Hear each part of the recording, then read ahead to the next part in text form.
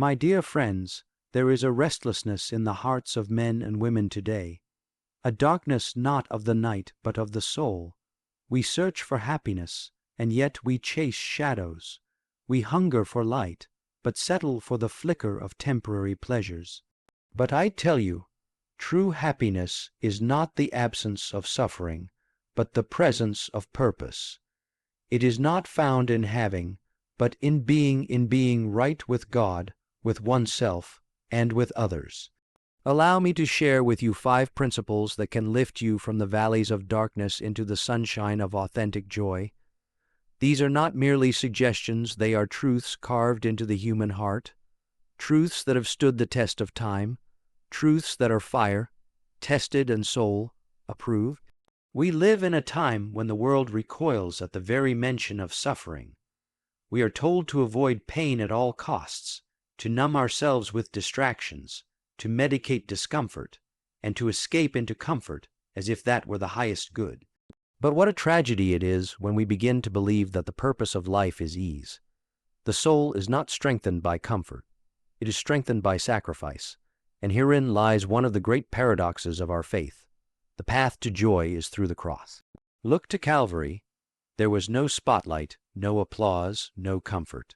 Only wood, nails, thorns, and a love so deep it could not be extinguished by hatred or death. And yet from that dark hill outside Jerusalem came the greatest light the world has ever known. The resurrection did not come in spite of the cross, it came through it. We cannot escape our crosses. Every one of us carries one, some seen, some hidden. It may be the cross of illness, of betrayal, of loneliness, of loss, or of unfulfilled dreams. But whatever it is, the secret is not to cast it off, but to carry it with Christ. For when we unite our suffering with His, it is no longer meaningless. It becomes redemptive. The cross, when embraced, transforms not just our pain, but our very selves. Too often we cry out, "Why me?" when the better prayer is, "What do you want to do through me in this?" Our sufferings can either harden us or hallow us. The difference lies in whether we see them as punishment or participation. Participation in the life of Christ, who suffered not to avoid pain, but to conquer it with love. Let us be clear, the cross is not a symbol of defeat. It is the throne of triumph. It is the narrow gate that leads to the wide fields of eternal joy. Those who carry their cross faithfully are never walking alone. Christ Himself walks beside them, step for step, sharing the weight, whispering strength. And when we reach the other side of suffering, not necessarily when the pain ends, but when the soul is transfigured by it, we find a joy that is unshakable. Not the shallow joy of passing pleasures, but the deep gladness that comes from knowing we have touched eternity through obedience and love. So do not run from the cross, do not despise it, lift it, embrace it, kiss it even, for it is not your enemy. It is your ladder to heaven. Through it we do not just learn about Christ, we become like Him. And it is only after the weight of Good Friday that the dawn of Easter can break upon the soul. Truth is the foundation upon which every lasting joy, every genuine relationship, and every meaningful life must be built. Without truth, we are like ships without a compass, drifting wherever the tides of emotion or popular opinion may pull us. The tragedy of our time is not merely that people do not know the truth. It is that many no longer believe it matters. We've traded absolutes for preferences, replaced conviction with convenience, and in doing so, we've lost our way. But truth, my dear friends, is not some harsh taskmaster meant to confine us. It is a light that reveals, a guide that protects, a mirror that heals. To live in truth is not to live in rigidity. It is to live in reality, and reality, no matter how uncomfortable, is always safer than illusion. You may close your eyes to the sun, but you cannot deny that it shines. So too with truth it remains, whether we acknowledge it or not. The darkness creeps in when we begin to justify the lie, small compromises, quiet self, deceptions, moments where we choose peace over principle or popularity over integrity. And with each little surrender, the soul becomes duller, dimmer, less sensitive to the whisper of conscience, less responsive to the light of God. We must remember, the devil is not the father of violence or war or division. He is the father of lies. Lies are his native tongue, and when we traffic in them, even in seemingly harmless ways, we begin to speak his language. Living in truth requires courage. It means being honest with yourself first and foremost. It means facing the uncomfortable realities of your weaknesses, your sins, your wounds. Not to shame yourself, but to let grace do its work. For grace does not perfect what we pretend to be. It perfects who we are. God cannot heal a mask, only a person, and truth demands that we be honest with others, not cruel, not rigid, but lovingly sincere. Truth without love is harsh, but love without truth is hollow. Speak the truth, but let it be soaked in mercy. Let it lift, not crush. Let it invite, not accuse. People today are not starving for opinions. They are starving for truth spoken with a heart of compassion. But above all, we must be honest with God. And how easy it is to fall into the trap of performing even for Him, saying the right prayers, doing the right things, while hiding parts of ourselves we're too ashamed to expose. But He already sees, already knows, and He waits, not for perfection, but for honesty. For in that honesty He meets us, transforms us, and leads us out of the shadows into His marvelous light. So let us live in truth, not just speak it, but walk in it. Let it govern our choices, define our values, shape our character. For only the truth sets us free, not free to do whatever we want, but free to become what we were always meant to be. And in that freedom, in that light, happiness ceases to be an elusive dream. It becomes the quiet, steady song of a soul that is no longer hiding. There is a great illusion in the world today, and it is this, that freedom means doing whatever you want, whenever you want, however you want. But that is not freedom, that is slavery in disguise. A man who follows every impulse, who obeys every appetite, who indulges every desire, is not free at all. He is a servant to his passions, a puppet of his moods, a prisoner of his lower self. True freedom, the kind that leads to happiness and peace, comes not from indulging the self, but from mastering it. Discipline is not a burden, it is a liberation. It is the practice by which we say to our desires, "You are not the king here." It is the daily decision to train the will, to shape the soul, to govern the body rather than be governed by it.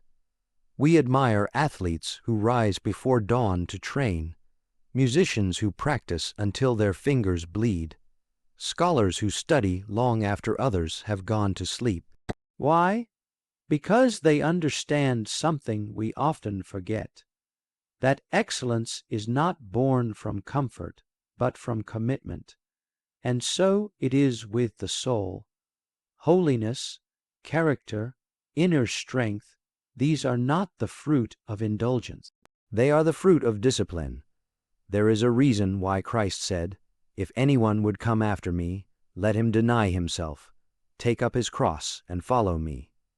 He did not say, "Let him satisfy himself," or "let him do what feels good."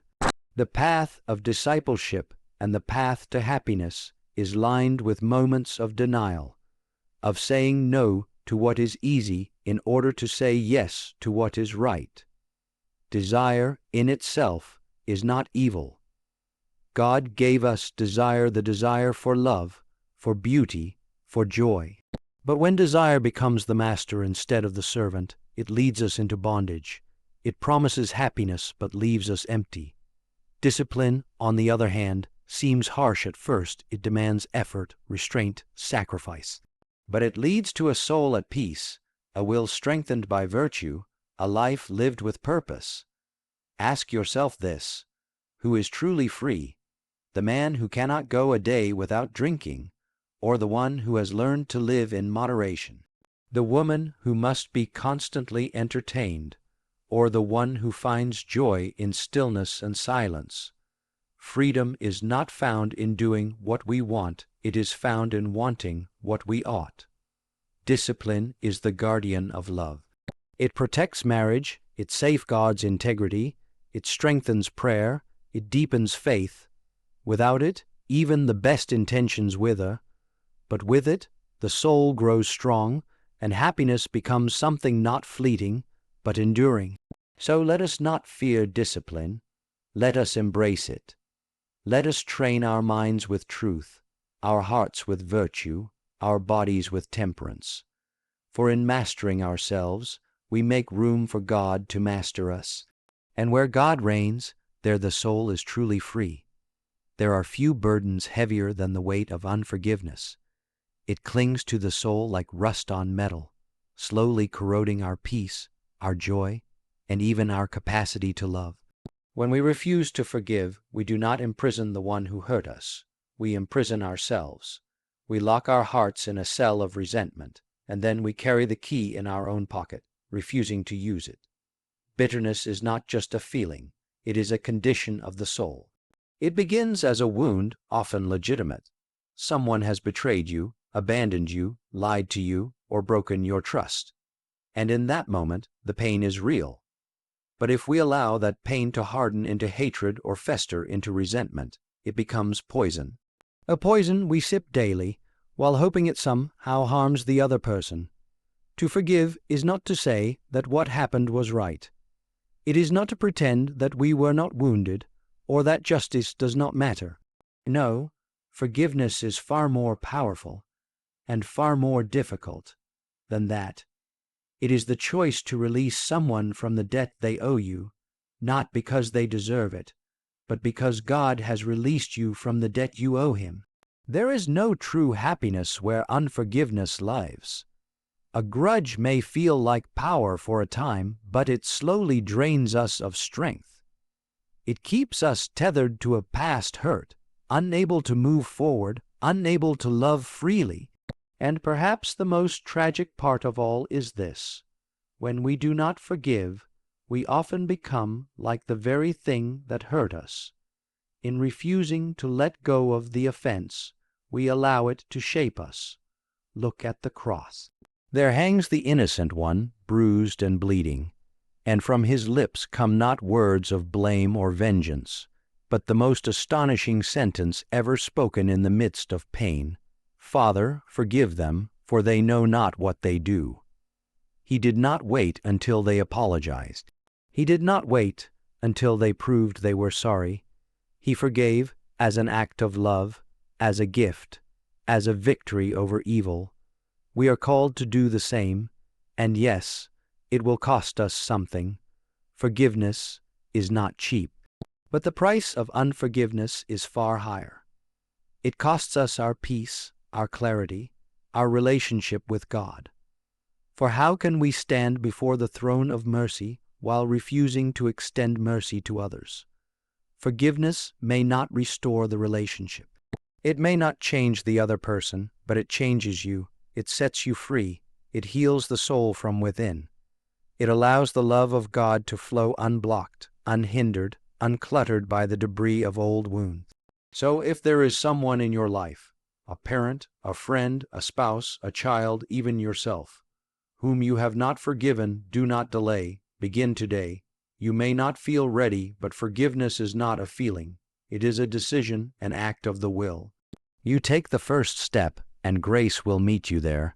Let go, not because they are worthy, but because you are. You are worthy of peace.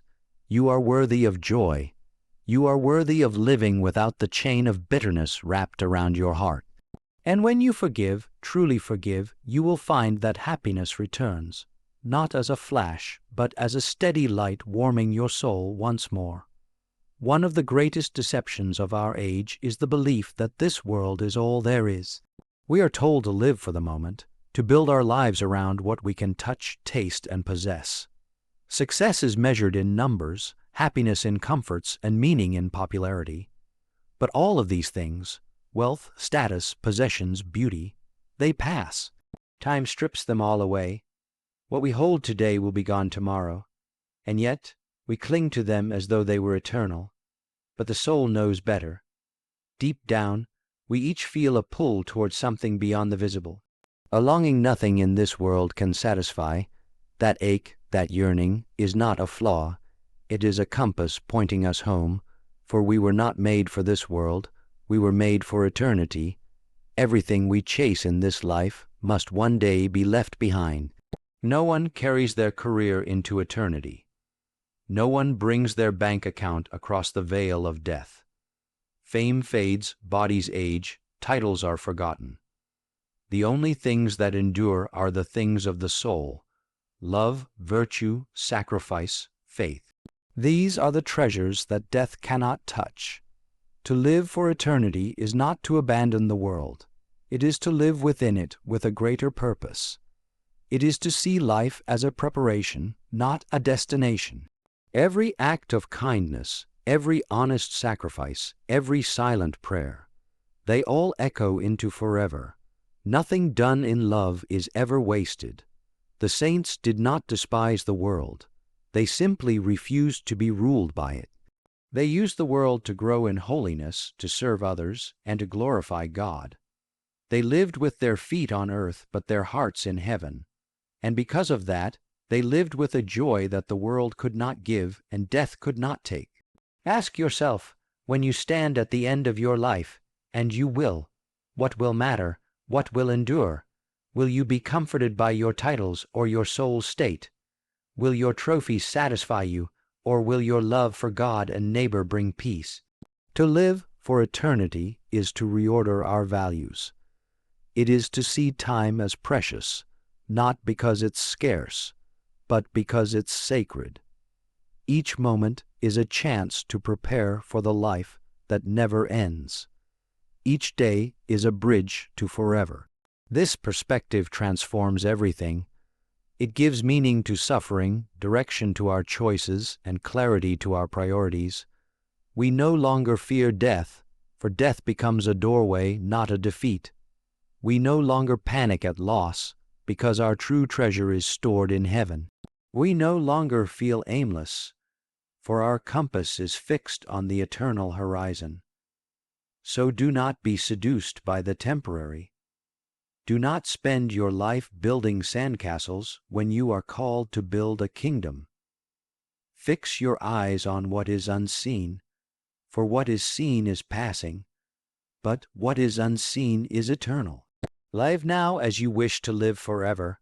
Love more deeply, forgive more readily, pray more earnestly, serve more joyfully, for in doing so you are not just preparing for eternity, you are already beginning to live it.